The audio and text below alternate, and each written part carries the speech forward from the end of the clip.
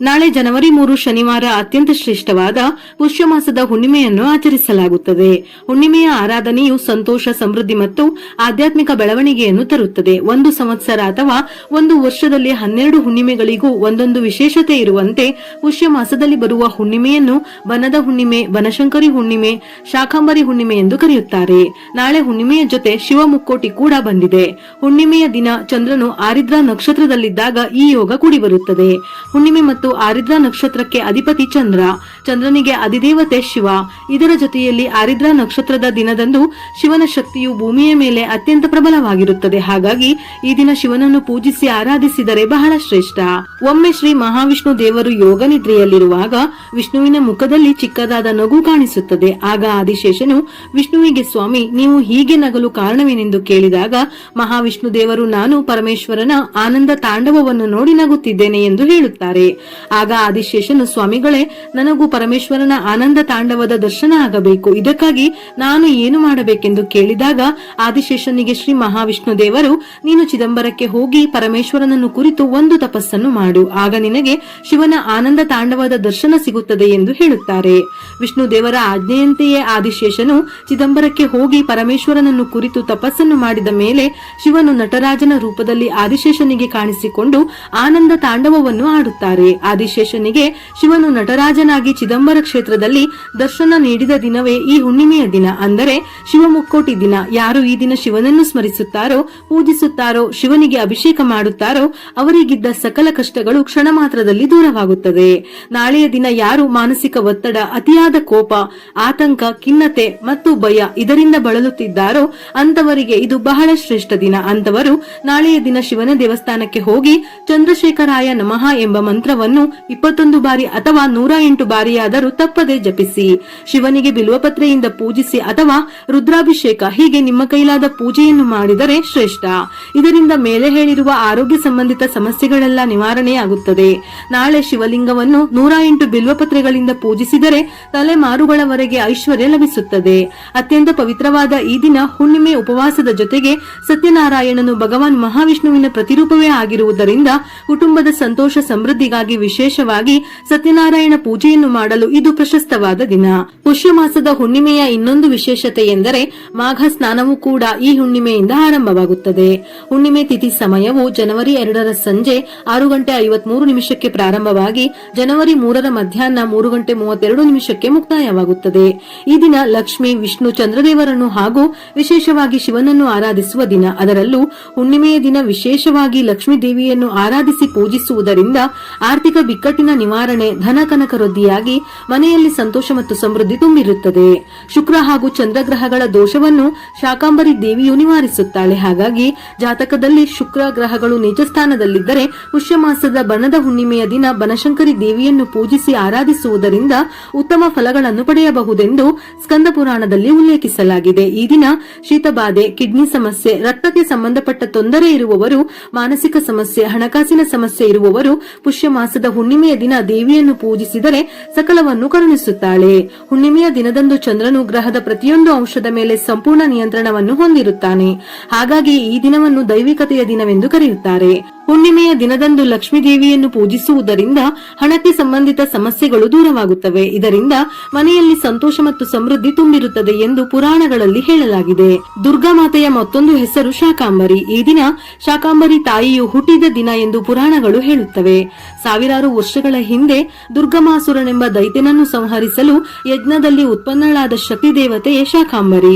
ಆ ಕಾಲದಲ್ಲಿ ಬಹಳ ದುರ್ಭಿಕ್ಷೆ ಇದ್ದರಿಂದ ತಾಯಿ ಬರುವಾಗ ಹಲವಾರು ತರಕಾರಿಗಳನ್ನು ತಂದು ಜನರನ್ನು ಉದ್ಧರಿಸಿ ಆಶೀರ್ವದಿಸಿದಳು. ಆ ದಿನದಿಂದಲೇ ಶಾಕಾಂಬರಿ ತಾಯಿ ಎನ್ನುವ ಹೆಸರು ಉದ್ಭವವಾಯಿತು. ಹಾಗಾಗಿ ಈ ಹುಣ್ಣಿಮೆಯ ದಿನ ವಿಶೇಷವಾಗಿ 108 ತರಕಾರಿಗಳನ್ನು ಸಮರ್ಪಿಸುವ ಸಂಪ್ರದಾಯವು ಇನ್ನೂ ಕೆಲವು ಕಡೆ ಇದೆ. ಪುಷ್ಯ ಪೂರ್ಣಿಮೆ ಎಂದು ಪವಿತ್ರ ನದಿಯಲ್ಲಿ ಸ್ನಾನ ಮಾಡುವುದರಿಂದ ಮೋಕ್ಷ ಪ್ರಾಪ್ತಿಯಾಗುತ್ತದೆಂದು ಹೇಳುತ್ತಾರೆ. ಆದರೆ ಈಗಿನ ಕಾಲಕ್ಕೆ ಅನುಗುಣವಾಗಿ ಜೀವಿಸುವುದರಿಂದ ನದಿಯ ಸ್ನಾನ ಎಲ್ಲರಿಗೂ ಸಾಧ್ಯವಿಲ್ಲ. ನಾಳೆಯ ದಿನ ಬ್ರಹ್ಮ ಮುಹೂರ್ತದಲ್ಲಿ ಎದ್ದು ತಲೆ ಸ್ನಾನ ಮಾಡಬೇಕು. ಸ್ನಾನ ಮಾಡುವ ನೀರಿಗೆ ಹಳದಿ ಸಾಸಿವೆ ಅಥವಾ ಬಿಳಿ ಸಾಸಿವೆ ಪುಡಿಯನ್ನು ಸೇರಿಸಿ ಸ್ನಾನ ಮಾಡಬೇಕು. ಇಲ್ಲವೆಂದರೆ ಹಳದಿ ಸಾಸಿವೆಯ ಪೇಸ್ಟ್ ಅನ್ನು ತಯಾರಿಸಿ ದೇಹಕ್ಕೆ ಲೇಪಿಸಿ ಸ್ನಾನ ಮಾಡಿದರೂ ಶ್ರೇಷ್ಠ. ಸಾಧ್ಯವಿಲ್ಲವೆಂದರೆ ಸ್ವಲ್ಪ ಗಂಗಾಜಲ, ತುಳಸಿ ದಳ ಅಥವಾ ಗಂಗಾಜಲದಷ್ಟೇ ಶ್ರೇಷ್ಠವಾದ ವಿಭೂತಿಯನ್ನು ಸೇರಿಸಿ ಸ್ನಾನ ಮಾಡುವುದು ಉತ್ತಮ. ನಂತರ ಸೂರ್ಯನಿಗೆ ಅರ್ಘ್ಯವನ್ನು ಅರ್ಪಿಸಿ ಓಂ ಗೃಹಣಿ ಸೂರ್ಯಾಯ ನಮಃ ಎಂಬ ಮಂತ್ರವನ್ನು ಜಪಿಸಬೇಕು. ಇದು ಸಾಧ್ಯವಿಲ್ಲವೆಂದಾದರೆ ಸ್ನಾನದ ನಂತರ ಸೂರ್ಯನಿಗೆ ಮುಖ ಮಾಡಿ ಭಕ್ತಿಯಿಂದ ಪ್ರಾರ್ಥಿಸಿ ನಮಸ್ಕಾರ ಮಾಡಿದರೂ ಕೂಡ ಒಳ್ಳೆಯದು. ಬ್ರಹ್ಮ ಮುಹೂರ್ತದಲ್ಲಿ ಲಕ್ಷ್ಮೀ ದೇವಿಗೆ ಸಂಬಂಧಪಟ್ಟಂತಹ ಈ ಒಂದು ಪರಿಹಾರ ಮಾಡಿದಲ್ಲಿ ಲಕ್ಷ್ಮೀ ದೇವಿ ನಿಮ್ಮ ಮನೆಗೆ ಆಗಮಿಸುತ್ತಾಳೆ. ಮನೆಯಲ್ಲಿ ಯಾವುದೇ ಧನ ಕನಕ ಸಂಪತ್ತುಗಳು ಕೊರತೆಯಾಗದಂತೆ ನೋಡಿಕೊಳ್ಳುತ್ತಾಳೆ. ಬೆಳಗಿನ ಬ್ರಹ್ಮ ಮುಹೂರ್ತದಲ್ಲಿ ಸಕಾರಾತ್ಮಕ ಶಕ್ತಿ ಅಥವಾ ಪಾಸಿಟಿವ್ ಎನರ್ಜಿ ಜಾಸ್ತಿ ಇರುವುದರಿಂದ ಈ ಸಮಯದಲ್ಲಿ ಮಾಡಿದ ಪ್ರಾರ್ಥನೆ, ಆರಾಧನೆ ಪ್ರತಿಯೊಂದು ಫಲಿಸುತ್ತದೆ ಎಂದು ಹೇಳುತ್ತಾರೆ. ಈ ದಿನ ದೇವರ ಮನೆಗೆ ಅರಿಶಿಣದ ನೀರನ್ನು ಸಿಂಪಡಿಸಿ ದೀಪ ಬೆಳಗಿ ರಂಗೋಲಿಯನ್ನು ಹಾಕಿ ನಂತರ 2 ಶುದ್ಧವಾದ ವೀಳ್ಯದೆಲೆಗೆ ಅರಿಶಿಣ ಕುಂಕುಮವನ್ನು ಹಚ್ಚಿ ಅದರ ಮೇಲೆ 11 ಕವಡೆಯನ್ನು ಇಡಬೇಕು. ಒಂದು ವೇಳೆ ಲಕ್ಷ್ಮಿಯ ವಿಗ್ರಹ ಅಥವಾ ಫೋಟೋ ಇದ್ದರೆ ಕವಡೆಗಳನ್ನು ಲಕ್ಷ್ಮಿಯ ಮುಂದೆ ಇಡಬಹುದು. ಇಲ್ಲವೆಂದಾದರೆ ಲಕ್ಷ್ಮಿಯನ್ನು ಪ್ರಾರ್ಥಿಸಿ ದೇವರ ಮನೆಯಲ್ಲಿ 11 ಕವಡೆಯನ್ನು ಇಟ್ಟು ಆ ಕವಡೆಗೆ ಅರಿಶಿಣ ಕುಂಕುಮ ಗಂಧವನ್ನು ಹಚ್ಚಿ ಹೂವನ್ನು ಇಟ್ಟು ಪೂಜೆಯನ್ನು ಮಾಡಿ ಲಕ್ಷ್ಮೀ ದೇವಿಯನ್ನು ಮನಸಾರೆ ಬೇಡಿಕೊಳ್ಳಬೇಕು. ನಮ್ಮ ಮನೆಗೆ ಬಂದು ನಮ್ಮನ್ನು ಆಶೀರ್ವದಿಸಿ ಆಯುರಾರೋಗ್ಯ, ಆಯುಷ್ಯ, ಧನ ಸಂಪತ್ತು ಎಲ್ಲವನ್ನೂ ಕರುಣಿಸು ಎಂದು ಪ್ರಾರ್ಥನೆ ಮಾಡಿ ಹುಣ್ಣಿಮೆಯ ಮರುದಿನ ಆ ಕವಡೆಯನ್ನು ಕೆಂಪು ಬಟ್ಟೆಯಲ್ಲಿ ಗಂಟು ಕಟ್ಟಿ ನೀವು ಕೆಲಸ ಮಾಡುವ ವ್ಯಾಪಾರ ಸ್ಥಳದ ಕ್ಯಾಶ್ ಬಾಕ್ಸ್ ಅಥವಾ ಮನೆಯಲ್ಲಿ ದುಡ್ಡು ಇಡುವ ಜಾಗದಲ್ಲಿ ಇಟ್ಟರೆ ನಿಮ್ಮ ಜೀವನ ಹಾಗೂ ನಿಮ್ಮ ಮನೆಗೆ ಸದಾ ಲಕ್ಷ್ಮೀ ದೇವಿಯು ಅನುಗ್ರಹ ಪ್ರಾಪ್ತಿಯಾಗುತ್ತದೆ. ಇದರಿಂದ ಲಕ್ಷ್ಮೀ ದೇವಿಯು ಮನೆಗೆ ಆಗಮಿಸುತ್ತಾಳೆ. ಹುಣ್ಣಿಮೆಯ ದಿನ ಮನೆಯ ಮುಖ್ಯದ್ವಾರಕ್ಕೆ ಮಾವಿನ ತೋರಣಗಳನ್ನು ಹಾಕುವುದರಿಂದ ಯಾವುದೇ ರೀತಿಯ ದೃಷ್ಟಿದೋಷ ಅಥವಾ ಕೆಟ್ಟ ಶಕ್ತಿಗಳಿದ್ದರೆ ನಿವಾರಣೆಯಾಗಿ ಶುಭ ಫಲಗಳು ಪ್ರಾಪ್ತಿಯಾಗುತ್ತದೆ. ಇದರ ಜೊತೆಯಲ್ಲಿ ಮುಖ್ಯದ್ವಾರಕ್ಕೆ ಅರಿಶಿಣದ ಲೇಪನದಿಂದ ಸ್ವಸ್ತಿಕನ್ನು ಬರೆದರೆ ಖಂಡಿತ ತಾಯಿ ಲಕ್ಷ್ಮಿಯು ನಿಮ್ಮನ್ನು ಹರಸಿ ಮನೆಗೆ ಆಗಮಿಸುತ್ತಾಳೆ. ಪುಷ್ಯ ಮಾಸ ಸೂರ್ಯ ದೇವನದ್ದು, ಪೂರ್ಣಿಮಾ ತಿಥಿ ಚಂದ್ರನದ್ದು. ಹಾಗಾಗಿ ಸೂರ್ಯ ಮತ್ತು ಚಂದ್ರರ ಅದ್ಭುತ ಸಂಗಮವು ಪುಷ್ಯ ಪೂರ್ಣಿಮಾ ತಿಥಿಯನ್ನು ಮಾತ್ರ ಸಂಭವಿಸುತ್ತದೆ. ಆದ್ದರಿಂದ ಈ ದಿನ ಸ್ನಾನ ಮತ್ತು ಧರ್ಮ ಕಾರ್ಯಗಳನ್ನು ಮಾಡುವುದರಿಂದ ಪುಣ್ಯ ಬರುತ್ತದೆ. ಇಂದು ಬಡವರಿಗೆ ಮತ್ತು ಬ್ರಾಹ್ಮಣರಿಗೆ ದಾನ ಮಾಡುವುದು ಅತ್ಯಂತ ಪವಿತ್ರವೆಂದು ಹೇಳುತ್ತಾರೆ. ಹಾಗಾಗಿ ಈ ದಿನ ಸೂರ್ಯ ಮತ್ತು ಚಂದ್ರ ಇಬ್ಬರನ್ನು ಪೂಜಿಸುವುದರಿಂದ ಸಕಲ ಇಷ್ಟಾರ್ಥಗಳು ಈಡೇರುತ್ತದೆ. ಪೂಜೆಯ ಸಮಯದಲ್ಲಿ ಲಕ್ಷ್ಮೀ ದೇವಿಗೆ ಅಲಂಕಾರಿಕ ವಸ್ತುಗಳನ್ನು ಅರ್ಪಿಸಬೇಕು. ಹೀಗೆ ಮಾಡುವುದರಿಂದ ಹಣದ ಕೊರತೆ ದೂರವಾಗುತ್ತದೆ, ಸಂಪತ್ತು ಸಮೃದ್ಧಿ ಲಭಿಸುತ್ತದೆ.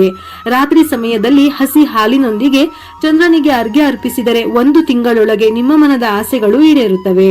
ವಿಶೇಷವಾಗಿ ಅನಾರೋಗ್ಯ ಸಮಸ್ಯೆ ಇದ್ದವರಿಗೂ ಖಂಡಿತ ನಿವಾರಣೆಯಾಗುತ್ತದೆ. ಹುಣ್ಣಿಮೆಯ ಯೋಗದಲ್ಲಿ ಲಕ್ಷ್ಮೀ ಸಮೇತ ಮಹಾವಿಷ್ಣುವನ್ನು ಪೂಜಿಸಿ ಕೇಸರಿ ಮಿಶ್ರಿತ ಹಾಲನ್ನು ನೈವೇದ್ಯ ಮಾಡಿದರೆ ತುಂಬಾ ಒಳ್ಳೆಯದು. ಇದರಿಂದ ಸಂಪತ್ತು ವೃದ್ಧಿಯಾಗುತ್ತದೆ. ಈ ದಿನ ಲಕ್ಷ್ಮೀ ದೇವಿಗೆ ಅಕ್ಕಿಯನ್ನು ತೊಳೆದು ನೈವೇದ್ಯ ಮಾಡಿ ನಂತರ ಆ ಅಕ್ಕಿಗೆ ಸ್ವಲ್ಪ ಬೆಲ್ಲವನ್ನು ಸೇರಿಸಿ ಗೋವಿಗೆ ಗೋಗ್ರಾಸ ನೀಡಬೇಕು. ಇದರಿಂದ ಮನೆಯ ಸದಸ್ಯರಿಗೆ ಅಥವಾ ಕುಟುಂಬದಲ್ಲಿ ಏನಾದರೂ ಕಂಟಕವಿದ್ದರೆ ಪರಿಹಾರವಾಗುತ್ತದೆ. ನಾಳೆ ಸಂಜೆ ಸೂರ್ಯಾಸ್ತದ ನಂತರ ದೇವರ ಮನೆಯಲ್ಲಿ 2 ತುಪ್ಪದ ದೀಪವನ್ನು ಹಚ್ಚಿ ದೀಪಕ್ಕೆ ಸ್ವಲ್ಪ ಅರಿಶಿನ ಕುಂಕುಮವನ್ನು ಸೇರಿಸಿ ಮನಸ್ಸಿನಲ್ಲಿರುವ ನಿಮ್ಮ ಕೋರಿಕೆಯನ್ನು ಪ್ರಾರ್ಥಿಸಿ ತುಪ್ಪದ ದೀಪವನ್ನು ಬೆಳಗಿ. ಹುಣ್ಣಿಮೆ ತಿಥಿಯಂದು ಸಂಜೆ 6 ಗಂಟೆಯ ನಂತರ ಮನೆಯ ಹೊಸ್ತಿಲ ಬಳಿ ಹಾಗೂ ತುಳಸಿ ಕಟ್ಟೆಯ ಮುಂದೆ 2 ದೀಪಗಳನ್ನು ಹಚ್ಚಿದರೆ ಲಕ್ಷ್ಮೀ ದೇವಿಯ ಅನುಗ್ರಹ ಉಂಟಾಗುತ್ತದೆ. ಕಪ್ಪು ಎಳ್ಳನ್ನು ದಾನ ಮಾಡುವುದರಿಂದ ವಾಹನ ಅಪಘಾತಗಳಿಂದ ಪಾರಾಗಬಹುದು. ಇದರ ಜೊತೆಯಲ್ಲಿ ನಾಳೆ ದೇವಿಗೆ ಸಂಬಂಧಪಟ್ಟಂತಹ ಸ್ತೋತ್ರ ಮಂತ್ರಗಳನ್ನು ಪಠಿಸುವುದು ಅಥವಾ ಕೇಳುವುದು ತುಂಬಾನೇ ಒಳ್ಳೆಯದು.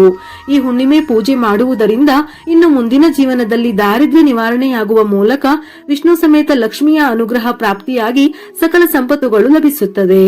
ನಾಳೆಯ ದಿನ ವಿಶೇಷವಾಗಿ ಮಹಿಳೆಯರು ಮುತ್ತೈದೆಯರಿಗೆ ಅರಿಶಿನ ಕುಂಕುಮದ ಜೊತೆ ತಾಂಬೂಲವನ್ನು ಹಾಗೂ ನಿಮ್ಮ ಶಕ್ತಿಗೆ ಅನುಸಾರವಾಗಿ ಬೆಲ್ಲವನ್ನು ದಾನವಾಗಿ ನೀಡಿ. ಇಲ್ಲವೆಂದಾದರೆ ಯಾವುದಾದರೂ ದೇವಿಯ ದೇಗುಲಕ್ಕೆ ಹೋಗಿ ಉಡಿಯನ್ನು ತುಂಬಿ ನಿಮ್ಮ ಕೈಲಾದ ಸಣ್ಣಪುಟ್ಟ ಸೇವೆಗಳನ್ನು ಮಾಡಿದರೂ ಆರ್ಥಿಕ ಬಿಕ್ಕಟ್ಟು ನಿವಾರಣೆಯಾಗಿ ಆರೋಗ್ಯ ವೃದ್ಧಿಯಾಗುವುದಲ್ಲದೆ ಮನೆತನ ಅಂದರೆ ಕುಟುಂಬ ಏಳಿಗೆ ಆಗುತ್ತದೆ. ಲಕ್ಷ್ಮೀ ದೇವಿಯ ಆಶೀರ್ವಾದದ ಜೊತೆ ಮನೆಯಲ್ಲಿ ಸುಖ, ಸಂತೋಷ, ನೆಮ್ಮದಿ ನೆಲೆಸುತ್ತದೆ.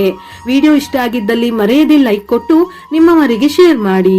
ಇದೇ ರೀತಿಯ ಮನಮುಟ್ಟುವ ಉಪಯುಕ್ತ ಮಾಹಿತಿಗಳಿಗಾಗಿ ಮತ್ತೆ ಭೇಟಿಯಾಗೋಣ.